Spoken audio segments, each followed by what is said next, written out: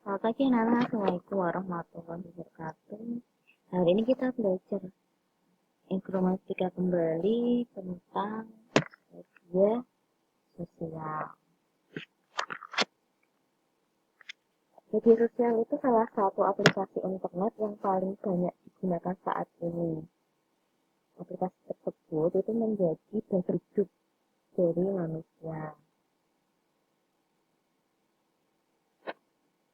Nah, sebagai manusia yang hidup di zaman media sosial, kita tidak dapat mengingkari bahwa aplikasi tersebut telah memberikan manfaat bagi pengguna. Namun, selain itu juga ada risiko yang mungkin saja terjadi jika media sosial tidak digunakan dengan bijaksana. Sehingga dalam bab ini akan dijelaskan bagaimana media sosial memberikan pengaruh dan manfaat pada manusia, dampak buruk yang ditimbulkan, dan cara menggunakan media sosial untuk menghindari dampak buruk.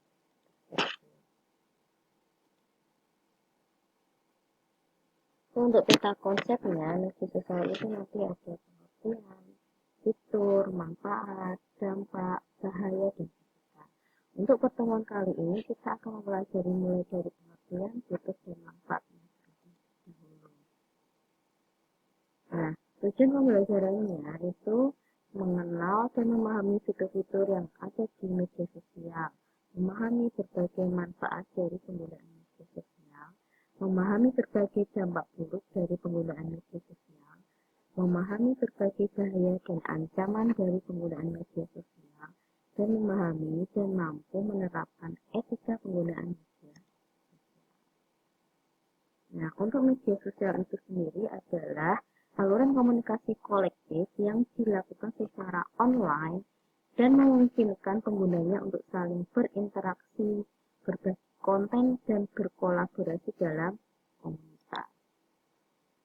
Nah, di sini ada beberapa contoh dari media sosial, ada Facebook, Instagram, kemudian ada Twitter, ada LinkedIn, ada YouTube, kemudian ada WhatsApp.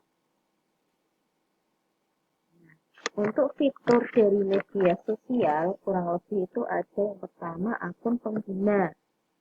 Pengguna itu perlu memberikan data pribadinya dan melakukan berbagai pengaturan yang diinginkan. Kemudian yang kedua ada profil pengguna. Biasanya menampilkan foto, data pribadi, aktivitas yang disukai, dan lain sebagainya. Kemudian yang ketiga ada teman-teman, pengikut, grup, hashtag, dan lain-lain. Hal ini menunjukkan ke siapa saja pengguna dapat terhubung, topik apa yang diminati, siapa yang menjadi pengikutnya, dan lain sebagainya. Kemudian ada newsfeed. Itu adalah fitur mengatur informasi yang ingin ditampilkan. Biasanya di beberapa media sosial itu dilengkapi dengan fitur pintar yang dapat memperkirakan informasi dan iklan yang sesuai untuk menampilkan kepada pengguna berdasarkan aktivitasnya ketika dia menggunakan media sosial. Kemudian ada notifikasi. Ini untuk memberikan peringatan kepada pengguna tentang topik atau postingan yang berhubungan dengan pengguna. Nanti kita bisa mengatur untuk menerima atau tidak dari notifikasi tersebut. Kemudian yang keenam, memperbarui atau memposting informasi.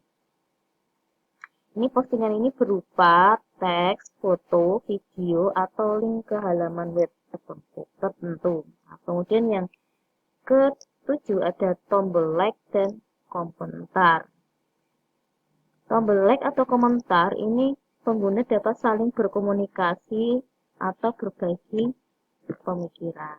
Kemudian ada review, rating, atau sistem voting. Media sosial ini beberapa itu mempunyai fitur untuk melakukan penilaian atau memberikan rating terhadap informasi atau layanan. Misalnya, itu contoh penilaian atau rating terhadap halaman web belanja tertentu. Nah, kemudian fitur untuk melindungi diri atau melindungi pengguna itu misalkan yang pertama mengatur profil dan privasi. Ini pengguna dapat mengatur profil misalkan di Facebook untuk menampilkan data tertentu, kemudian kepada siapa saja data tersebut dapat ditampilkan. Yang kedua ada unfollow. ini jika kita ingin menghindari postingan dari salah satu teman di media sosial. Kemudian ada unfriend. Ini untuk memutuskan hubungan dengan teman di media sosial. Kemudian ada blog. Ini digunakan untuk memblok teman di media sosial atau pengguna lain jika kita tidak ingin orang tersebut melihat profil dan postingan kita. Kemudian ada mematikan notifikasi. Nah, jadi jika kamu memberikan komentar dalam suatu postingan, kemudian media sosial tersebut akan memberikan notifikasi kepada pengguna jika ada yang membalas komentar. Nah, itu adalah notifikasi. Jika hal ini terkadang mengganggu, kita dapat mengklik kanan postingan tersebut, kemudian mematikan notifikasi untuk berhenti mendapatkan notifikasi dari postingan tersebut. Kemudian yang keenam, menghentikan komentar. Jika kita membuat postingan di beranda grup, kemudian selingkari topik tersebut dikomentari panjang dan lebar dan tidak berhenti oleh pengguna lain, kalau kita ingin menghentikan komentar pengguna lain, kita dapat mematikan fitur komentar di postingan tersebut dengan cara mengklik kanan postingan, kemudian menjalankan perintah matikan komentar. Kemudian yang terakhir ada mengatur postingan dan komentar. Biasanya media sosial itu menyediakan fitur untuk menyembunyikan, mengedit, dan menghapus postingan atau komentar yang sudah diposting. Perintah ini dapat ditampilkan dan jalan dengan cara mengklik kanan di postingan atau komentar tersebut. Nah, untuk fitur-fitur ini dapat dimanfaatkan untuk menghindari dari bahaya. Misalkan jika ada teman media sosial yang memposting hal-hal yang mengganggu, bisa di-unfollow atau di-unfriend. Seperti itu. Nah, untuk kali ini kita akan belajar sampai di fitur terlebih dahulu.